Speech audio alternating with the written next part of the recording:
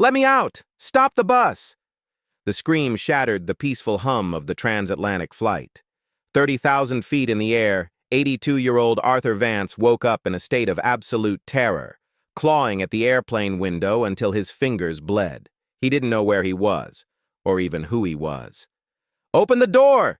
he shrieked, fighting against the seatbelt. Passengers in first class gasped, terrified by the chaos. Flight attendants rushed forward with restraints, ready to subdue him by force. That's when a young black student in a faded hoodie stood up and did the unthinkable. For 10 agonizing minutes, the luxury of the first-class cabin dissolved into absolute bedlam. Arthur Vance wasn't just confused. He was fighting a war that only he could see. His frail, liver-spotted hands balled into fists, pounding against the thick plexiglass of the window with a rhythmic, terrifying thud. "Stop the bus! We missed the stop!" he wailed, his voice cracking with a raw desperation that echoed off the overhead bins. The skin on his knuckles broke, smearing a faint trail of blood against the plastic, but the pain didn't seem to register. He was trapped in a loop of terror, convinced he was being held captive on a moving vehicle that wouldn't let him off. The reaction from the surrounding passengers was swift and devoid of empathy. In seat 1A, a woman draped in an expensive cashmere shawl, who had spent the first hour of the flight complaining about the temperature of her champagne, stood up, her face twisted in indignation. "This is absolutely ridiculous," she screamed, pointing a manicured finger at the trembling old man. "He's clearly dangerous. He's going to break the window. Why isn't anyone doing anything? Tie him up!" Her shrill demand acted like a match in a powder keg, igniting a chorus of fearful agreement from the other rows. "Restrain him!" a businessman in a suit shouted. "Get the zip ties before he hurts someone." The flight attendants, usually the picture of composed grace, were paralyzed by the unpredictability of the outburst. One young stewardess, her face pale, tried to approach Arthur with a plastic cup of water held out like a shield. "Sir, please, you need to sit down," she stammered, her voice trembling. But when Arthur, lost in his hallucination, swatted the cup away, water splashed onto the aisle, and the crew recoiled as if he had brandished a weapon.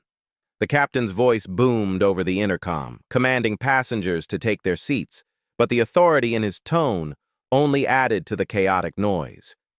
The co-pilot emerged from the cockpit, his jaw set in a grim line, carrying a set of heavy-duty nylon restraints. The consensus was brutal and immediate. Arthur Vance was not a grandfather suffering a medical episode. He was a threat that needed to be neutralized. Watching this unfolding disaster from the cramped confinement of seat 24B in economy was Marcus. At 6'3", with shoulders that spilled over the narrow armrests, Marcus was used to making himself small to avoid disturbing others. He sat hunched over a heavy, hardcover textbook titled Advanced Clinical Neurology, its pages thick with yellow highlighter marks and sticky notes. He wore a faded, oversized gray hoodie that he had owned since high school, the hood pulled up slightly to block out the draft from the air conditioning. To the world passing him by in the aisle, he fit a very specific, prejudiced profile. When the screaming had started, the woman sitting next to him, a middle-aged tourist clutching a designer purse, had instinctively shifted her body away from Marcus, pulling her bag tighter against her chest. She cast a side eye at him, her gaze lingering on his size and his attire with a look of veiled suspicion. She didn't notice the complex diagrams of neural pathways he was memorizing. She didn't see the dark circles under his eyes, the evidence of double shifts at a hospital cafeteria to pay for his tuition. She saw a large black man in a hoodie in a high-stress situation, and her eyes broadcasted a silent, unfair warning. But Marcus wasn't looking at her. His gaze was fixed intently on the scene unfolding at the front of the plane. While the first-class passengers saw a violent maniac, Marcus looked through the lens of his studies and his own life experience. He saw the specific tremor in Arthur's hands, not from rage, but from neurological misfiring. He saw the dilated pupils searching for a familiar anchor in a sea of strangers. He recognized the terror of a mind unmoored from reality. The claustrophobic tension in the cabin was suffocating, a toxic mix of fear and judgment that made the air feel thin. As the co-pilot marched down the aisle, the plastic restraints dangling from his hand, Marcus felt a surge of cold anger. They were about to treat a confused, terrified patient like a criminal. He slammed his textbook shut. He knew the protocol they were about to use would only escalate the panic, potentially causing the old man a heart attack. He couldn't just sit there and read about saving lives while one was being dismantled right in front of him. "Wait!" Marcus said. His voice wasn't loud, but it possessed a baritone depth that cut through the hysteria like a heavy curtain dropping on a stage. He unbuckled his seatbelt and stood up, his large frame instantly filling the narrow economy aisle. The woman beside him gasped, pulling her legs in as if she expected him to start a fight. Ignoring her, Marcus moved toward the first-class curtain with a stride that was deliberate and calm, contrasting sharply with the frantic energy of the flight crew. The co-pilot, holding the nylon restraints, stepped in front of Marcus, his hand raised in a warning gesture. "Sir, I need you to return to your seat immediately. We have a security situation." "You put those on him and you'll break his wrist," Marcus said, his eyes locking onto the pilot's. He didn't sound like a defiance passenger. He sounded like a doctor giving a diagnosis. "He's not a security threat. He's having an episode. Let me talk to him." Before the pilot could protest further, Marcus stepped around him, moving into the first-class cabin. The air here smelled of expensive perfume and fear. Arthur was still thrashing, his breathing coming in ragged, shallow gasps. "The driver won't stop. I have to get off," he sobbed, raising a bloodied fist to strike the window again. Marcus didn't lunge. He didn't shout. He didn't try to grab Arthur's arms to pin him down. Instead, he did something that confused every person watching. He knelt. Slowly, deliberately, Marcus lowered his 6'3" frame onto one knee in the aisle, bringing his eye level below Arthur's. He made himself small. He removed the threat. He reached out, not to restrain, but to offer. His large, dark hand hovered gently near Arthur's trembling arm, waiting for permission. Arthur flinched, his eyes wild with panic, darting around the cabin, seeing enemies in every shadow. "No, get away!" Arthur cried, shrinking back into his seat. "It's okay," Marcus whispered, the softness of his voice startlingly incongruous with his appearance. He gently closed his hand over Arthur's shaking fist, covering the bleeding knuckles with a warmth that was steady and grounding. "It's okay." Then, Marcus did the one thing the medical textbook said never to do, but human compassion demanded. He didn't try to force Arthur back to reality. He didn't say, "You are on a plane." He didn't say, "Calm down." He stepped right into the old man's terrifying world. "Grandpa?" Marcus said, tilting his head slightly, offering a smile that reached his eyes. "Grandpa, it's me. It's Marcus." The screaming stopped. It didn't taper off. It was severed instantly. The silence that followed was absolute, heavy, and suffocating. 200 passengers held their breath. The only sound remaining was the low, steady hum of the jet engines. Arthur blinked. The wild, white-rimmed look of terror in his eyes began to waver. He looked at the young black man kneeling before him, a stranger who looked nothing like anyone in his family. And then he looked at the hand holding his. He was searching for an anchor, for anything familiar in the chaotic storm of his mind. "Marcus?" Arthur whispered, his voice trembling, sounding small and childlike. "Yeah, it's me." Marcus lied, the falsehood slipping out as easily as a prayer. He squeezed Arthur's hand gently. "We're just on the bus, remember? We're going to see Grandma. You fell asleep and had a bad dream, that's all. The driver is doing a good job. We're almost there." The transformation was miraculous. It was physical and immediate. The tension that had turned Arthur's body into a rigid wire snapped, leaving him limp. His shoulders dropped 3 inches. The hand that had been clawing at the window uncurled, turning palm up to accept Marcus's grip. The fight drained out of him, replaced by a wave of exhaustion and relief. "Oh," Arthur breathed out. a long, shuddering sigh that seemed to deflate his entire chest. The bus? Yes. To see Eleanor? That's right. Marcus nodded, reaching out with his other hand to gently brush a lock of sweat-dampened white hair from Arthur's forehead. Eleanor's waiting for us, but we have a long ride left, Grandpa. You need to rest so you're fresh when we get there. The woman in seat 1A, who had been screaming for zip ties moments ago, sat with her mouth slightly open, her expensive shawl slipping unnoticed from her shoulders. The co-pilot lowered the restraints to his side, stunned. They were witnessing a masterclass in empathy, performed not by a professional negotiator, but by a student in a hoodie who understood that sometimes the kindest thing you can give a confused soul is not the truth, but a safe place to land. Marcus didn't return to economy. He sat down in the vacant seat 2B, right next to Arthur, ignoring the flight attendant, who opened her mouth to protest, but closed it after a sharp glance from the co-pilot. For the next 4 hours, the first-class cabin became a stage for a conversation that defied every social boundary on that plane. Arthur's mind was a time machine, jumping decades in the span of a sentence. One moment, he was a young man in the trenches of a forgotten war. The next, he was standing in a lecture hall. The Euler-Bernoulli beam theory, Arthur muttered, his fingers tracing invisible diagrams on the tray table. They don't understand the stress distribution, Marcus. If the shear force exceeds the capacity near the supports, the whole thing collapses. Most people would have nodded vacantly, treating the words as gibberish. But Marcus leaned in, his eyes sharp and attentive. He didn't just hear the noise, he heard the intellect trapped beneath the fog. Then we reinforce the web of the beam, Grandpa, Marcus replied smoothly, his voice low and engaging. We increase the moment of inertia. We make it stand. Arthur stopped tracing. He looked at Marcus with a sudden, lucid clarity, a spark of recognition for a kindred intellectual spirit, even if he still mistook the face. Yes, Arthur breathed, a smile breaking through his confusion. Exactly. You always were the smart one, Marcus. Smarter than your father. Then, the shadows shifted again.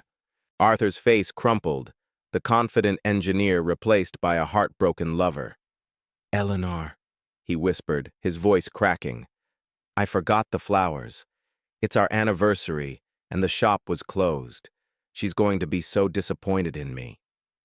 Marcus didn't miss a beat. He reached into his pocket, pulled out a clean tissue, and gently wiped a bead of sweat from the old man's temple. With the tenderness of a nurse and the familiarity of a grandson, he reached up and straightened Arthur's twisted collar, smoothing the lapel of his expensive suit jacket. Grandma isn't mad, Grandpa, Marcus reassured him, his tone soft and absolute.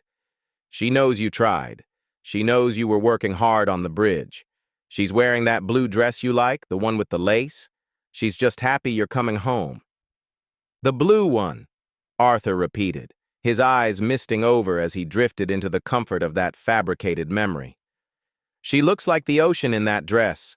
The passengers in the surrounding seats had stopped reading their magazines. They were watching, mesmerized. The racial and generational divide that had seemed so stark moments ago, the barrier between the wealthy white man in the suit and the young black student in the hoodie, had completely dissolved. Marcus wasn't just babysitting a problem passenger. He was validating a human being's existence. He was using his high emotional intelligence to build a bridge into Arthur's fractured reality, walking across it to hold his hand so he wouldn't have to be alone in the dark. As the rhythmic drone of the jet engines lulled the cabin into a hush, Arthur's breathing finally evened out. The adrenaline that had fueled his terror evaporated, leaving him slumped against the window, his exhaustion total. His hand, however, remained loosely wrapped around Marcus's fingers, a subconscious grip on the only lifeline he had found in the storm. With the immediate crisis averted, the adrenaline began to fade from Marcus too, replaced by a heavy, bone-deep weariness. He didn't pull his hand away. Instead, he used his free hand to reach down into his battered backpack at his feet. He pulled out the textbook he had been studying in economy, Advanced Clinical Neurology. In the soft, ambient lighting of the first-class cabin, the book looked tragically out of place. It was a battle-scarred artifact of poverty and ambition. The spine was broken and held together by layers of silver duct tape. The corners were curled and soft like felt from being shoved into lockers and bags 1,000 times. Inside, the pages were a chaotic rainbow of highlighter ink, neon yellow, pink, and orange, marking almost every paragraph. In the margins, cramped handwriting noted definitions and questions in black ink. It wasn't just a book.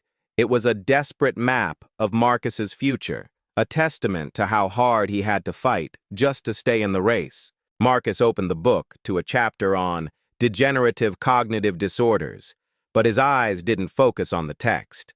Instead, they drifted to Arthur's sleeping face, the slack jaw, the twitching eyelids, the vulnerability etched into the deep lines of his forehead.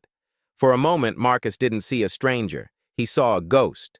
His mind flashed back 3 years to a small, cramped apartment in Chicago. The smell of Vicks VapoRub and old wool blankets filled his memory. He saw his own grandfather, Pop, sitting in a worn-out recliner, staring at the wall with the same hollow, terrified expression Arthur had worn earlier. Marcus remembered the nights he spent studying for his MCATs by the light of a single lamp while keeping one eye on Pop.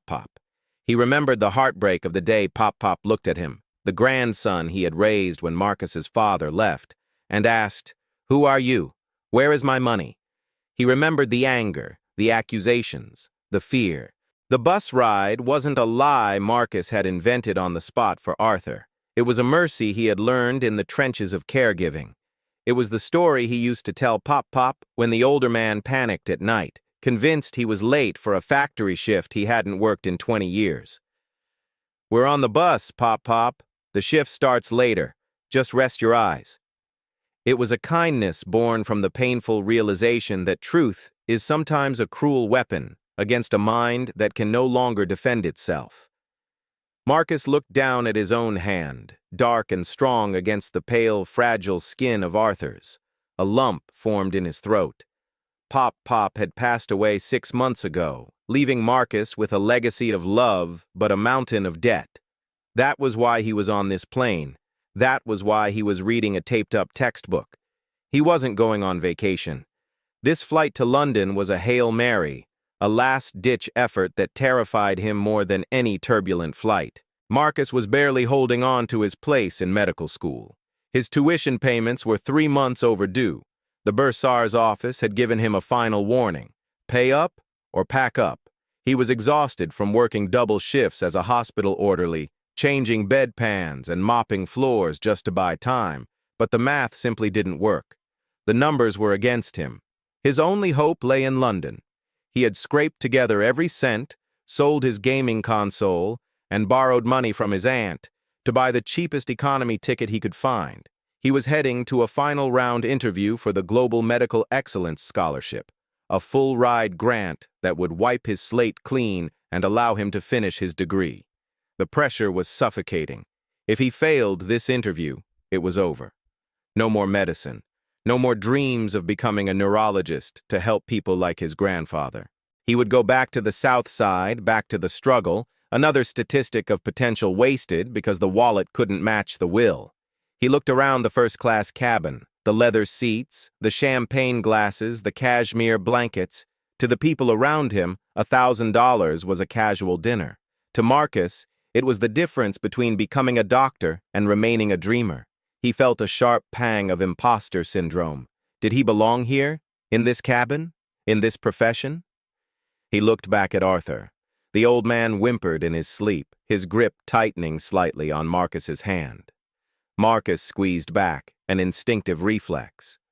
No, Marcus thought, his jaw tightening. I do belong here. He wasn't here because of money. He was here because when the world screamed and the wealthy froze, he was the one who moved. He was the one who knew the language of the lost. He was the one holding the hand of a stranger because he knew exactly how terrifying the dark could be. He turned the page of his taped-up book, his eyes burning with a renewed, fierce determination. He would save Arthur tonight, and tomorrow he would fight to save his own future. because if he didn't become a doctor, who would be there to catch the next person falling off the bus? The peace in the first-class cabin was fragile, a thin veneer of calm stretched over the earlier chaos. For an hour, the only sound had been the steady hum of the engines and Arthur's soft, rhythmic snoring. Marcus had returned to his book, highlighting a section on frontotemporal lobe degeneration, his free hand still serving as an anchor for the sleeping old man. But the truce was broken not by another outburst from Arthur, but by the sharp, impatient clearing of a throat.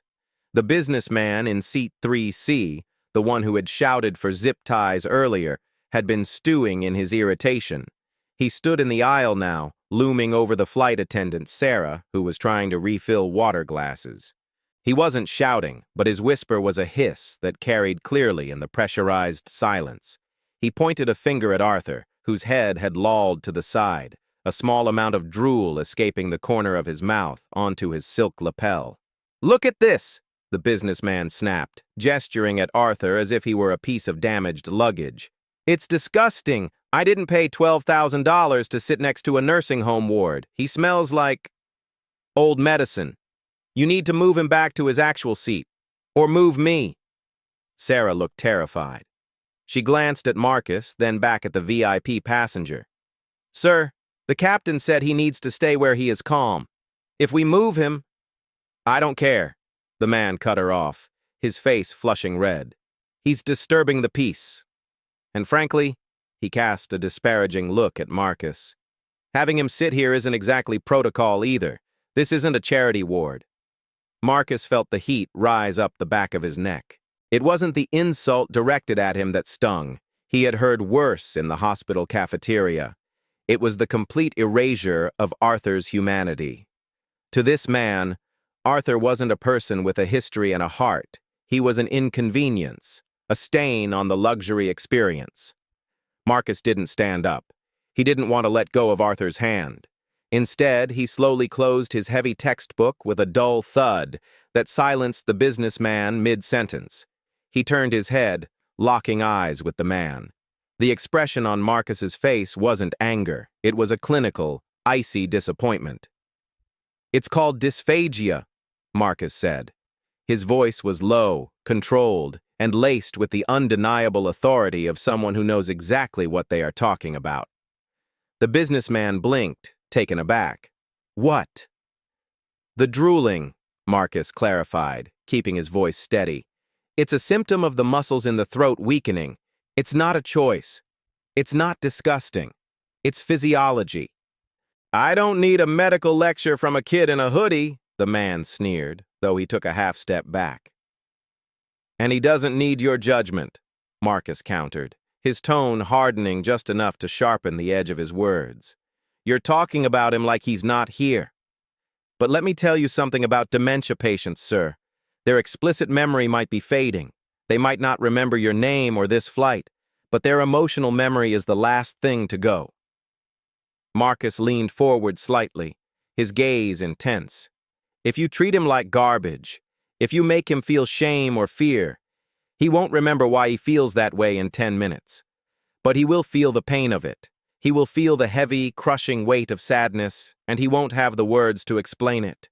You are inflicting pain on a man who cannot defend himself." The cabin went deadly silent. The woman in 1A, who had been watching, lowered her eyes, suddenly finding the pattern on her blanket very interesting. "We are all one bad gene, one accident, or one stroke away from being in this seat," Marcus continued, his voice softening but carrying a profound weight. "This man built a life. He had a job, a wife, a family. He deserves to rest without being treated like a problem to be solved. So, unless you have a medical degree and want to help manage his cortisol levels, I suggest you sit down and drink your champagne." The businessman opened his mouth to retort, but he looked around. He saw the flight attendant nodding imperceptibly. He saw the other passengers looking at him with a mixture of judgment and embarrassment. The social tide had turned. He was no longer the victim of an inconvenience. He was the villain of the story. Flustered and stripping his tie in agitation, the man muttered something unintelligible, and sank back into his seat, aggressively opening his laptop to hide his face. Beside Marcus, Arthur stirred. The tension in the air, the sharp tones, had penetrated his sleep. His eyes fluttered open, wide and fearful, the fog of confusion rolling back in. He looked around wildly, his breathing hitching. "Marcus?" Arthur whispered, his voice trembling. "Where is the bus stopping?"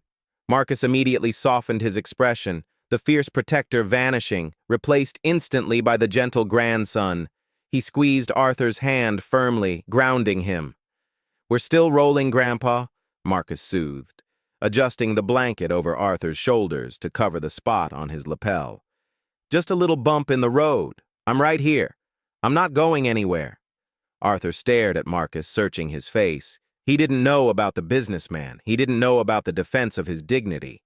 All he knew was that in a terrifying, shifting world, this young man was the only solid thing he could hold on to. Arthur let out a long breath and gripped Marcus's hand with surprising strength, nodding slowly as he closed his eyes again, safe in the sanctuary Marcus had built for him. The illusion of the bus ride, which Marcus had meticulously maintained for hours, began to fracture with a single, piercing electronic chime. Bing bong. The fasten seatbelt signs flashed overhead, illuminating the cabin with a clinical, unforgiving light. The plane dipped its nose, beginning the long, shuddering descent toward Heathrow. The engines, which had been a steady white noise, shifted pitch to a high, whining deceleration. Gravity shifted. The sensation of falling, controlled but undeniable, pressed everyone into their seats. For Arthur, the change was immediate and terrifying. His sanctuary was dissolving. He sat up straight, his eyes darting around the cabin, the confusion leaking back in like water into a sinking ship. "Marcus?" Arthur gripped the armrest, his knuckles turning white again. "Why are we tipping? The bus! The driver is going off the road! He's going too fast!" Marcus felt a knot of anxiety tighten in his own stomach. His fear wasn't about the landing, it was about the aftermath. For the last 4 hours he had been this man's anchor, his grandson, his safe harbor. But in 20 minutes, the wheels would touch the tarmac, and reality would come crashing back in. Police, paramedics, family members, strangers who would strip away the comforting lie Marcus had built. He was terrified that without him, Arthur would spiral back into that screaming, bleeding panic. But he couldn't let Arthur see that fear. Not yet.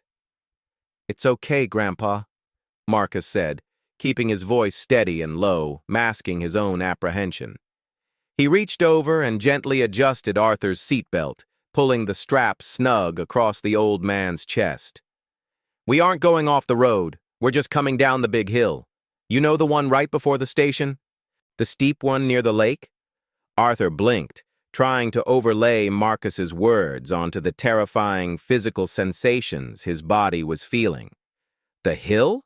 he rasped, looking at Marcus for confirmation. "The one with the oak trees?"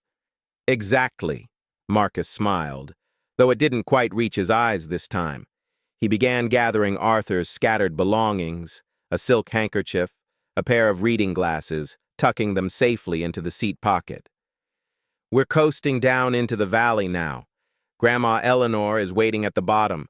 We have to get ready so we don't make her wait." The mention of Eleanor worked, but only barely. Arthur nodded, his breathing shallow. He watched Marcus pack away the battered medical textbook. He watched the young man check the tray table latch. He saw the care, the patience, the respect. Suddenly, Arthur began fumbling inside his suit jacket. His trembling fingers dug deep into the inner pocket, searching for something. "Grandpa, leave your belt on," Marcus instructed gently, reaching out to stop him. "No, wait," Arthur muttered, his tongue protruding slightly in concentration. I have it here." With a triumphant grunt, Arthur pulled his hand free. Resting in his palm was a heavy gold pocket watch. It was ancient, the metal worn smooth by decades of thumb rubbing, the chain delicate and intricate. It looked like something from another century, an artifact of a life lived with precision and dignity. Arthur held it out to Marcus, his hand shaking violently with the turbulence of the descent. "For you," Arthur said, his voice suddenly clear and filled with a profound, misplaced affection. "You were good today, Marcus. You sat still. You studied your books. You didn't run around the bus like the other boys." Marcus froze. He stared at the watch. It was obviously an heirloom, worth more than Marcus's entire tuition, worth more than everything he owned combined. But the monetary value meant nothing compared to the emotional weight of the gesture. This man, lost in the fog of dementia, was trying to reward the grandson he thought he saw.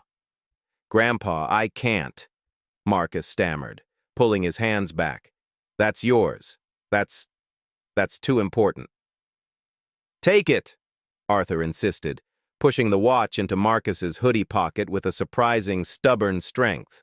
His eyes were wet. "I want you to have it, before I forget again. You're a good boy, Marcus. You take care of me.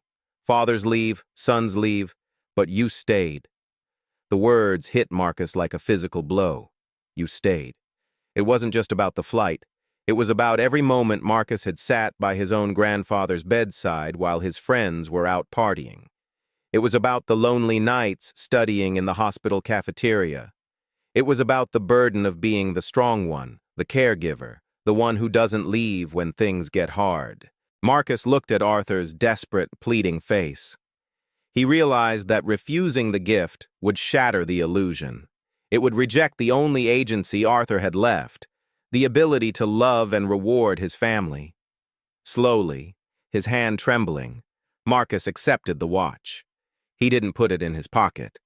He held it tightly in his fist, over his heart. "Thank you, Grandpa," Marcus whispered, his voice thick with unshed tears. "I'll keep it safe. I promise." "Good," Arthur sighed, sinking back into his seat as the landing gear deployed with a loud, mechanical thunk beneath them. "Good. Now, help me with this strap. I want to look sharp for Eleanor." As the ground rushed up to meet them, Marcus tightened his grip on the old man's hand and the stolen watch, praying that whatever happened when the doors opened, this moment of connection would be enough to carry them both through the landing. The arrival gate at Heathrow Terminal 5 had been transformed into a staging ground for a medical emergency. Two armed airport police officers stood with their hands resting on their belts, their faces grim. Beside them, a team of paramedics waited next to a gurney, checking the straps on a set of heavy-duty restraints. They had been radioed ahead by the captain. Passenger in 2A, violent, delusional, possible danger to self and others. Pacing frantically in front of this formidable reception committee was a woman in her 40s, dressed in an impeccable cream trench coat that couldn't hide the terror in her posture. This was Dr. Evelyn Vance. She checked her watch for the 10th time in a minute, her eyes red-rimmed. She knew what happened when her father panicked. She knew the strength he possessed when the adrenaline of fear took over. She was bracing herself to see him dragged off the jet bridge, screaming, humiliated, and sedated. The flight crew opened the door. The first passenger to step out was the businessman from seat 3C. He stormed past the paramedics, adjusting his tie aggressively, muttering about incompetence and refunds as he disappeared into the crowd. Evelyn held her breath, her heart hammering against her ribs. She took a step forward as the next figures emerged from the tunnel. She stopped. The paramedics paused, lowering the straps they were holding. Walking out of the jet bridge wasn't a violent madman being wrestled by security. It was Arthur Vance, walking slowly but upright, his suit jacket buttoned correctly, his hair smoothed back. And he wasn't alone. He was clinging to the arm of a tall, broad-shouldered young black man in a faded gray hoodie. They looked like they were taking a Sunday stroll in the park. Marcus was carrying his own battered backpack over one shoulder and Arthur's leather carry-on in his other hand. He was leaning down, whispering something to the old man, and, miraculously, Arthur was chuckling. "The driver was a bit bumpy at the end, wasn't he, Marcus?" Arthur said, his voice frail but calm. "He was, Grandpa," Marcus replied warmly, matching Arthur's slow pace so the old man wouldn't feel rushed. "But we made it. Look, the station is right here." Evelyn let out a choked sound, a mixture of a sob and a laugh, and ran forward. "Dad!" Arthur looked up, squinting through his glasses. "Eleanor?" he asked hopefully, confusing his daughter for his late wife. Then he blinked, and the fog shifted slightly. "Evie? Is that you? Did you come to meet the bus?" "Yes, Dad. I'm here," Evelyn said, her voice trembling as she reached him. She looked at the police, then at the paramedics, waving them off. They weren't needed. There was no monster here, only a tired old man. She turned her tear-filled eyes to Marcus. The captain said he was violent. He said he was screaming." "He was just scared," Marcus said simply, gently disengaging his arm from Arthur's grip so Evelyn could take over. "He thought he was trapped. We just talked about the old days. He's pretty tired now, but he's okay." Arthur frowned as Marcus stepped back, a flicker of panic returning to his eyes. "Marcus? Where are you going? You have to come for dinner. Eleanor's making roast beef." Marcus smiled, a sad, kind smile. "I can't tonight, Grandpa. I have to go study. You go with your daughter. She's got the car running." Arthur looked disappointed, like a child told a play date was over. He reached into his pocket and patted the empty space where the watch had been, then looked at Marcus with a sudden, lucid intensity. "You keep that safe, you hear me? Time is precious." "I will," Marcus promised, his hand unconsciously going to his own pocket where the heavy gold watch lay.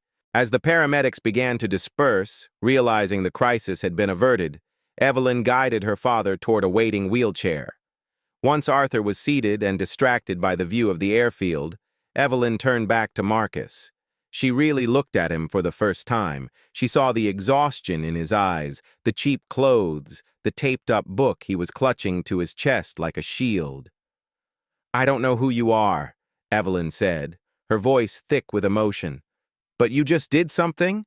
I've never seen anyone calm him down like that. Not even the specialists." "He's a good man."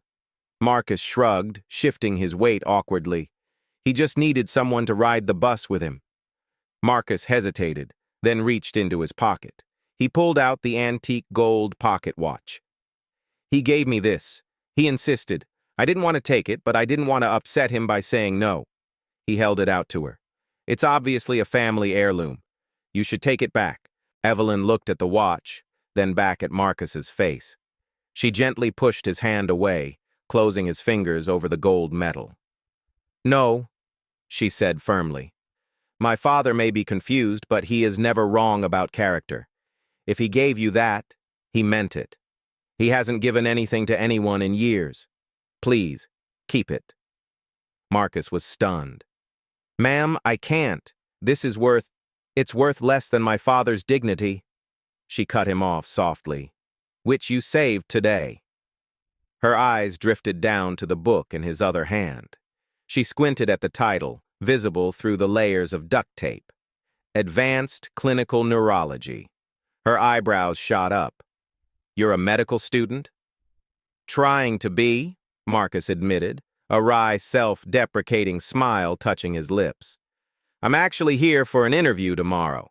The Global Medical Excellence Scholarship. It's my last shot." Evelyn stared at him. The silence stretched for a beat, heavy with a sudden electric realization. She looked from the battered textbook to her father, who was humming softly in the wheelchair, and then back to the young man who had treated a dementia patient with more skill than most attending physicians. "The Global Medical Excellence Scholarship," she repeated slowly, a strange smile playing on her lips. "That's a very rigorous program. The interview panel is notoriously difficult." "So I've heard," Marcus sighed, gripping his backpack strap. "But I have to try." Evelyn extended her hand. "I'm Dr. Evelyn Vance," she said, Chief of Neurology at St. Jude's Hospital.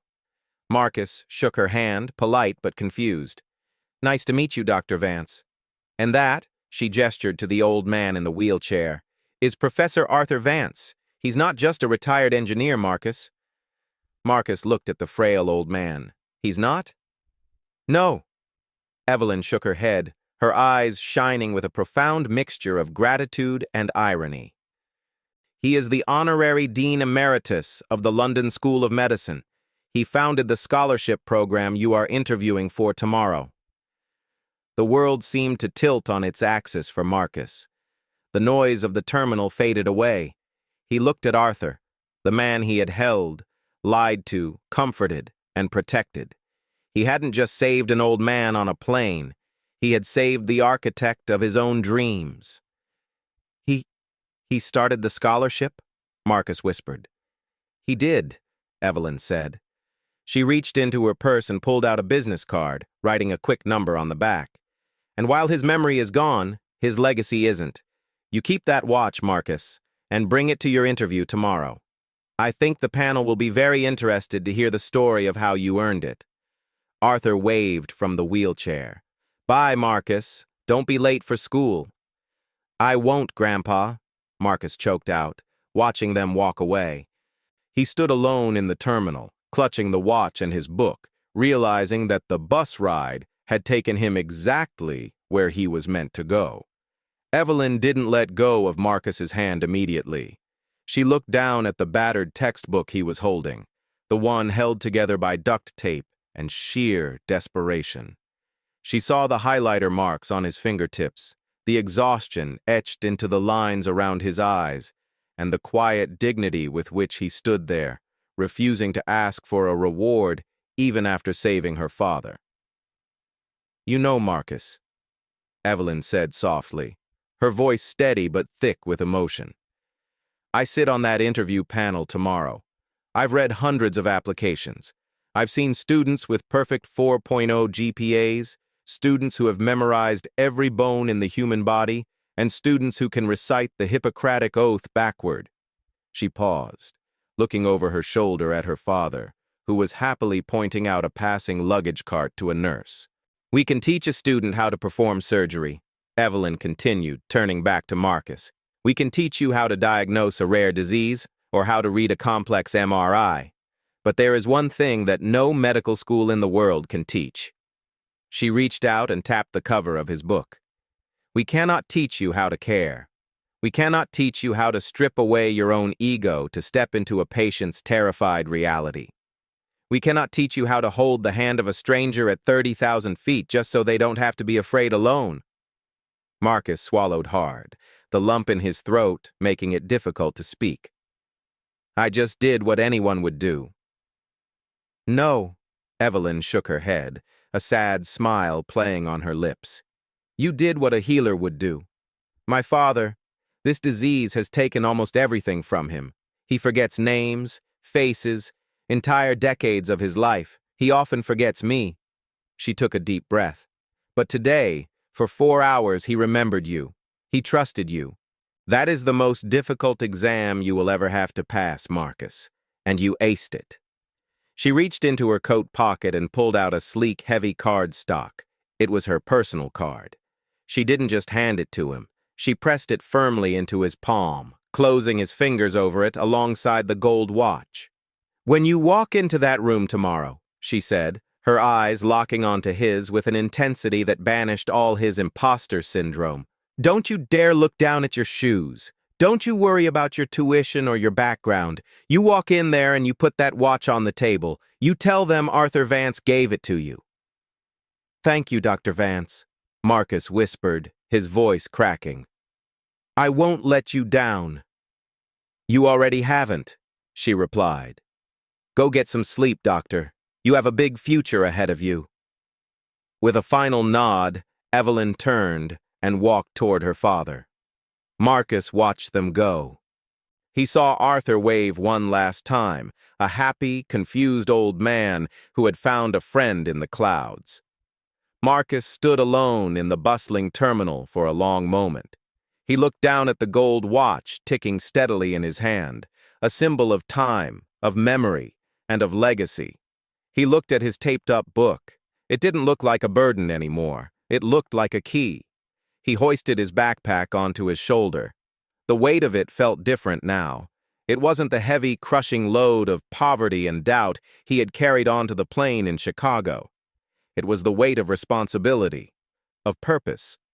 He walked toward the exit doors, the cold London air waiting to greet him, stepping forward not as a struggling student from the South Side, but as a young man who had found his calling. Marcus walked away that day with more than just a scholarship. He carried with him the greatest lesson of his life, one that wasn't written in any textbook. He learned that medicine isn't just about saving lives, it's about witnessing them. He learned that sometimes the most powerful prescription doesn't come in a pill bottle or a syringe. Sometimes the only medicine that truly matters is the hand of a stranger holding yours in the dark.